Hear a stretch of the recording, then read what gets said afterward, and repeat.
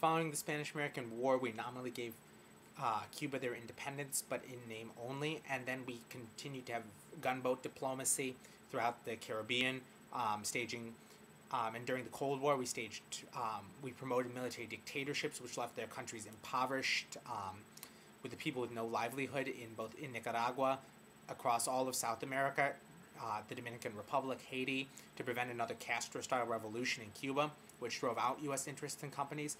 What I really think, though, is key that Gonzalez drives at is that we created both the push and the pull factors. By taking the wealth out of Latin America, we propelled ourselves to the top of the food chain, to a global hyperpower status, while leaving the Latin American countries destitute, leaving the people with nothing there to make a life for themselves, thereby driving them north to seek a better life in the United States.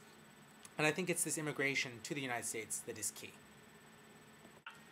It's the immigration of Latin Americans to the United States that really has unnerved Anglos. However, I really think that the reason that it unnerves them, and Gonzalez seems to allude to it, but I'm sure he embellishes on it in later sections, is that what they bring with them is their culture, their religion, their language, and they're not giving these up. In fact, they're proliferating in the United States. You see the spread of their culture in the form of merengue dancing, salsa dancing, in their stories across the Southwest. You see bilingual education, bilingual signage.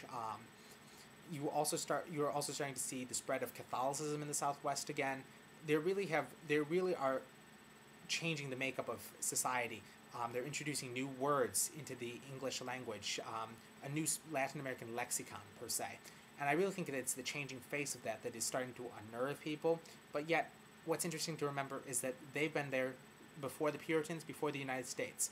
And that is important to remember. That they are, in fact, Americans, just as well as we are Americans and Canadians are Americans. We are all Americans, North and South. And I think that's what Gonzalez strives to capture in his book. Thank you.